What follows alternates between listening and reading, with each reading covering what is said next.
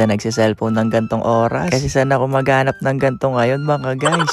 Na madaling araw na pa naman dito. Kaya saan nagtitinda ng ganto? At ako'y naglilihi. Chot! Seryoso to mga guys, anong oras na? Natulog na si mama. Natulog na lahat ng mga tao dito. Kaya gagawa natin ng paraan yan. Kasi bukas naman yung tindahan ni mama.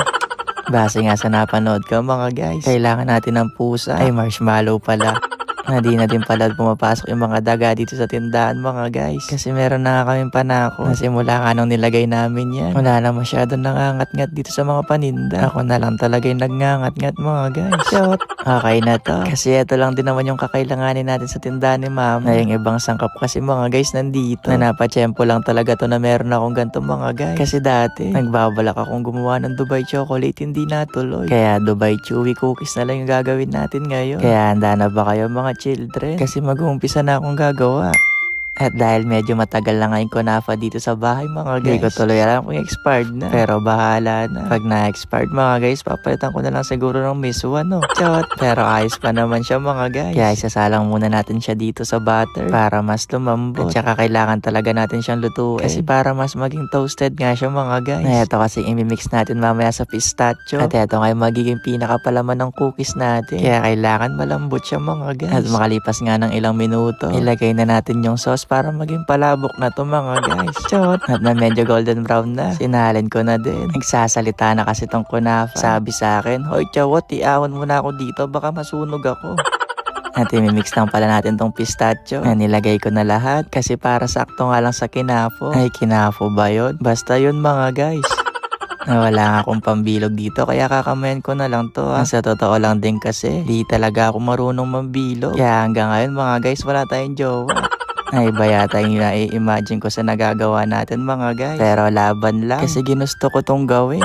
Nasabi nga, diba, trust the process. Kaya nakaane muna ako ng gawa mga guys. Kasi di ako sigurado kung maubos ko yan. Pinalamig ko na nga muna yung nagawa natin mga guys. Para mamaya hindi siya ganun kalambot.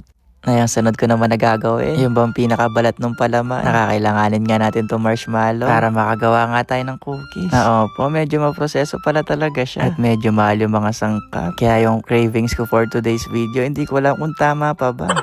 Pero nandito na ako. Kaya tatapusan ko na to mga guys. Na first time ko lang din pala makakapagprito ng marshmallow. Na dati kasi iniisip ko kapag naprito kaya marshmallow, ano yung magiging itsura. Na ganito pala siya mga guys. Lalo siyang mas lumambot. Na di ko maipaliwanag yung itsura niya, para ba siya naging scramble egg. Pero syempre di pa tapos yan. Naglagay nga ako dyan ng cocoa powder, milk powder. Tapos may ako hanggang sa magmukha nga tong tsokolate.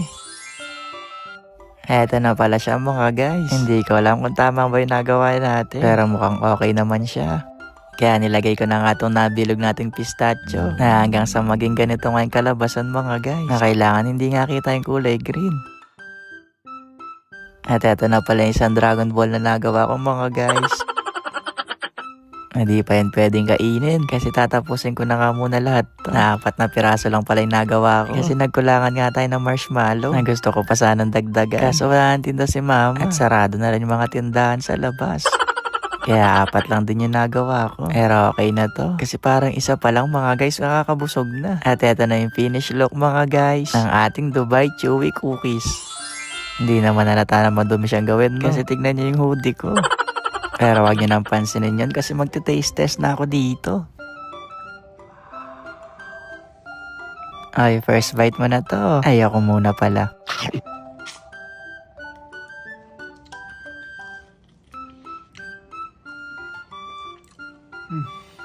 Totoo palang masarap siya mga guys.